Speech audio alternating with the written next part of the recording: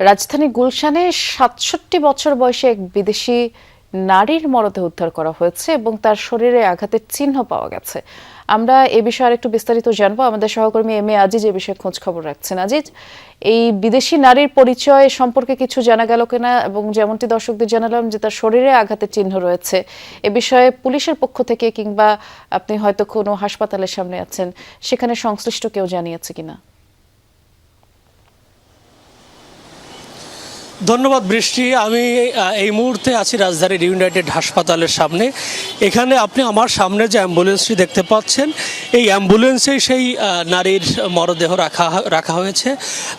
এখানে আমি পুলিশের সঙ্গে কথা বলেছি। পুলিশ আমাকে জানিয়েছে নিহত নারীর নাম শামীম সেলিম কাসিম। ওনার বয়স ৬৭ বছর। উনি একজন গৃহিণী ছিলেন এবং পুলিশ আমাকে আরও জানিয়েছেন যে ওনার ছেলে এখানকার যে বাংলাদেশের যে ওয়ার্ল্ড ব্যাংকের যে শাখা আছে সেখানেই উনি জব করতেন এবং সেই সুবাদেই পরিবারসহ রাজধানীর বারিধারা যে আবাসিক এলাকা আছে সেখানেই বসবাস করতেন এবং তাকে এখানে অসুস্থ অবস্থায় হাসপাতালে আনা হয়েছিল এবং চিকিৎসকরা হাসপাতালে আনার পর তাকে মৃত ঘোষণা করেন।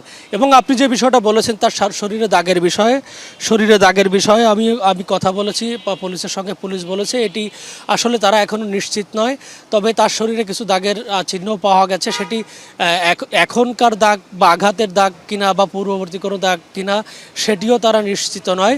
তবে পুলিশ বলছে যে এটি আসলে সুরতহালের পর বিস্তারিত জানা যাবে তার মৃত্যু আসলে কিভাবে হয়েছে এবং কোনো কারণ যদি থাকে সেটিও সুরতহালের মাধ্যমে উদ্ঘাটন করা সম্ভব হবে বলে পুলিশ আমাকে জানিয়েছেন। এর পাশাপাশি আপনাকে আরও কিছু তথ্য দিয়ে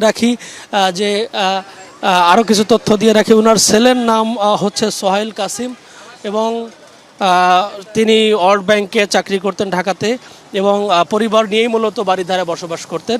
৬৭ বছর বয়সী এই ভদ্রমহিলা এখানকার গৃহিণী হিসেবেই থাকতেন। তিনি আসলে কোনো পেশার সঙ্গে যুক্ত ছিলেন না। বৃষ্টি, আমরা শুনছিলাম আপনার মাধ্যমে। ধন্যবাদ আজিজ।